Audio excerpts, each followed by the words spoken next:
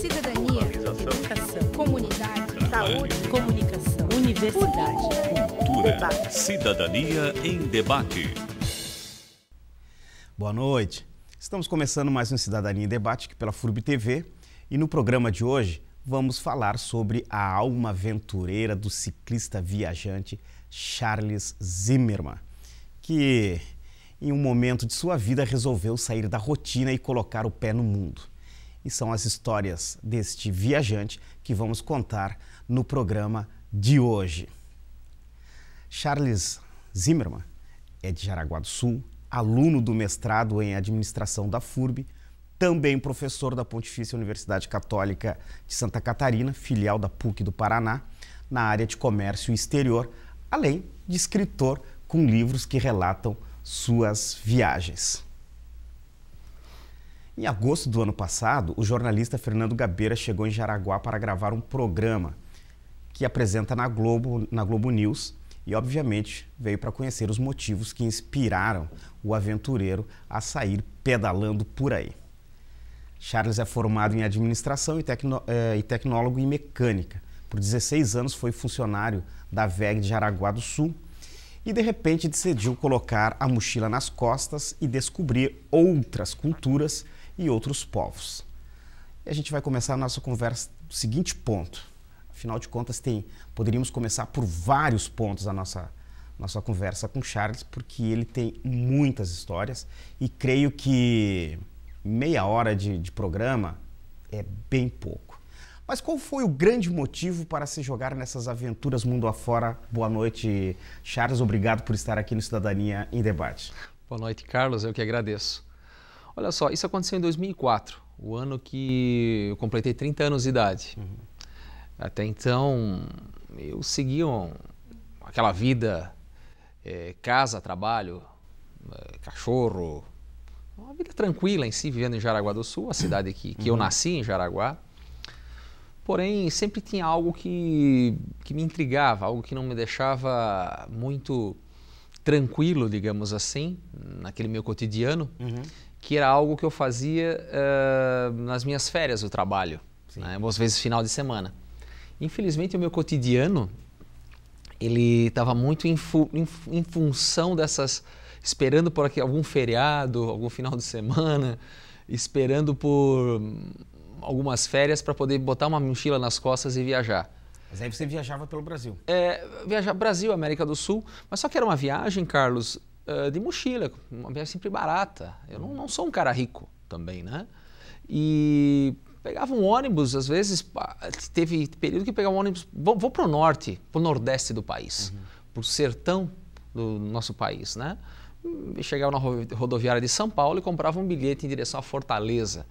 E daqui a pouco, e de Fortaleza via. Já aconteceu de fazer isso, uma viagem meio quase que sem rumo, né? Porém, fazia isso com muito hábito, na verdade, né? Lembro que tinha ido de mochila para o Peru, para Machu Picchu. E nessas viagens, nesses inteirinhos, eu conheci muitas pessoas que faziam isso por 1 ano, 2 anos, 3 anos, né? E de moto, de carro, de bicicleta, de todas as maneiras, enfim. E buscavam muito o que eu buscava, né? Subir, eu gosto muito de caminhada, subir e conhecer aqueles povos bem isolados e tudo mais. Porém, o que aconteceu? Em 2013, uns meses, meio ano antes de eu partir, eu perdi minha mãe. Eu sou filho único. E aquilo foi uma coisa que me levou a pensar muito. Eu tinha uma situação até estável na empresa, assim, questão financeira.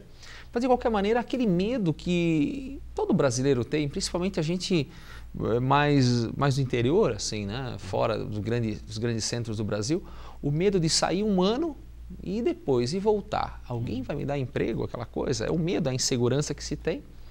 Creio até pelo sistema nosso do Brasil em si, as instabilidades econômicas, né? Mas isso é uma coisa contínua, que até hoje eu ouço, aconteceu em 2004, a minha primeira saída, até hoje, 2015, eu ouço das pessoas, cara, eu também tenho vontade de fazer o que tu faz. Assim como outros me espelharam antes, atualmente tem pessoas que talvez sirva como espelho para outros que querem fazer isso. Quem espelhou antes? Eu não teria uma pessoa assim específica, né? Mas, digamos, viajantes, mochileiros como um todo, gringos, digamos, basicamente gringos que eu digo assim, alemães, ingleses que encontravam pela rota. Agora, dessas questões de literalmente sair por aí pelo mundo afora, desbravar e que é possível e tudo mais, conhecer as coisas é bacana e que o mais difícil é a partida. E até hoje eu digo para ti assim que dessas viagens e sair por o mundo afora, o que tu quer fazer, enfim, o mais difícil é a partida foi essa é uma frase que está parafraseando o Amir Klink. O primeiro livro dele, 100 Dias Entre o Céu e o Mar, que é um barquinho que sai da costa da África, da Namíbia, vem até Salvador ou no Rio. Um desses dois lugares era para ter chego e chegou um outro desse aí, né? E eu digo assim que são as aventuras, as viagens de Amir Klink que te inspiram, que me inspirou literalmente.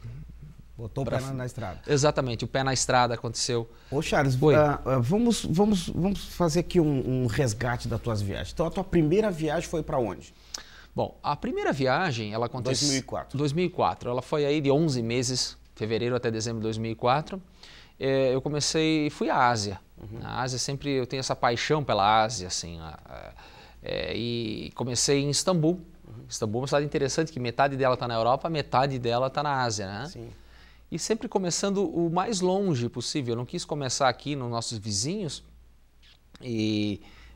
não que, além dessa paixão pela Ásia, mas começar pelos vizinhos, porque começando longe, que também eu levo uma outra consideração, que se voltar muito perto é capaz de desistir, né? Sim. Então não tem como já está longe, de qualquer maneira, você está voltando para casa, né?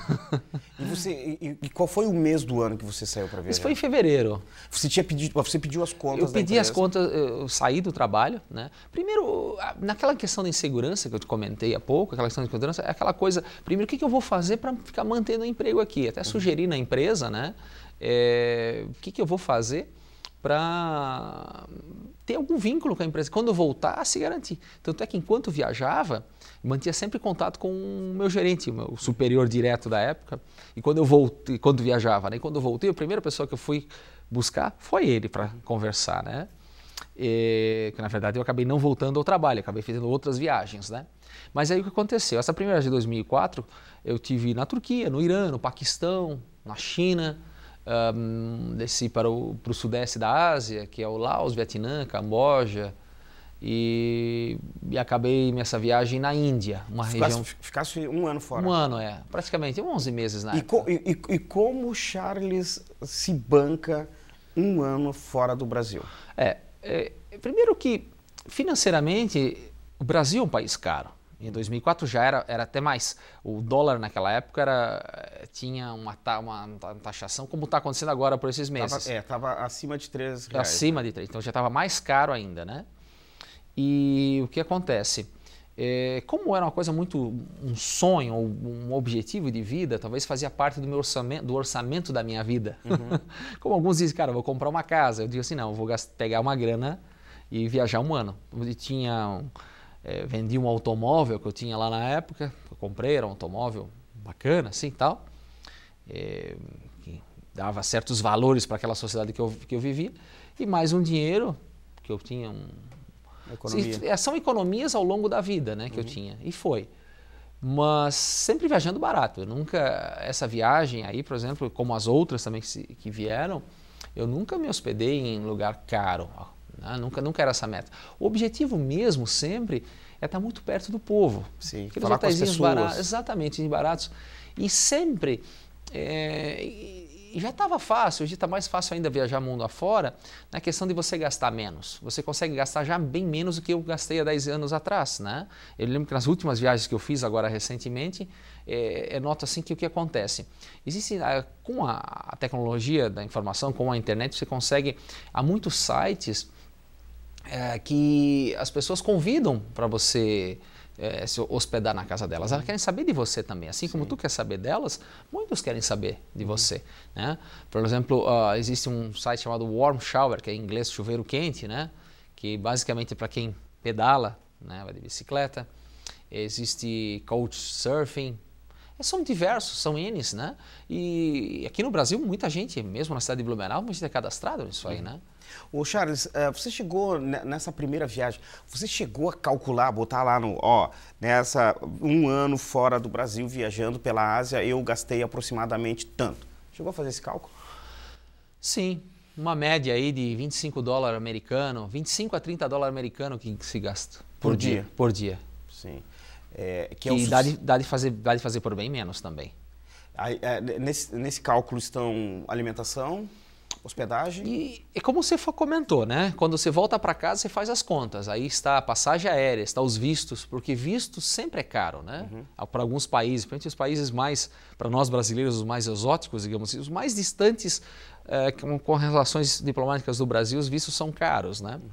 Então, chegando em casa, botando na ponta da caneta quanto custou a passagem, quanto custou isso, aquilo, né, dá essa média de 25 a 30 dólares, que é o custo que eu fiz aquela primeira viagem, depois as outras aí dá essa média, assim. Eu estou falando com o Charles viajou mundo afora e no começo do programa eu falei, é um tempo muito pequeno aqui, meia hora de programa, para a gente abordar as viagens do Charles. Mas uma pergunta creio que com a resposta rápida, que é o seguinte: como você se vira ou como você consegue se comunicar em países como a China, enfim, dos países asiáticos, cuja língua em alguns territórios não é o inglês? Se eu pudesse dizer alguma coisa para quem pretende sair por aí mundo afora por um período, 6 meses, um ano, sei lá, uma vida, uma das coisas básicas, digamos assim, claro, é dominar a língua inglesa. Né? O que é esse dominar a língua inglesa? Por que isso? Tá? Por quê? Porque se você for para esses destinos mais exóticos, como a gente está comentando, a Ásia, por exemplo, a gente corre, assim como em casa, você corre o risco de ficar doente. Sim. Né? Daqui a pouco uma cirurgia, uma apendicite, uma cirurgia breve, e esses países estáveis, como no continente africano principalmente, eu me lembro que eu viajei por um tempo, um ano na África, e essas coisas, essas instabilidades, daqui a pouco você tem que pegar o próximo avião e sair daquele país. Né?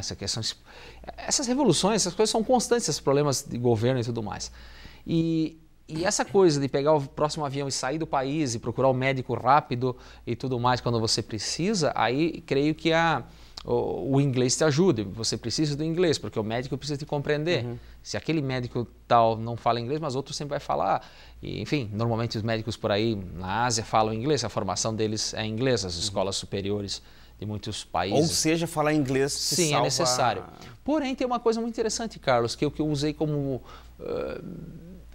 a mim mesmo, digamos assim. Né? Existem 5 palavrinhas mágicas que abrem as portas nesse mundo.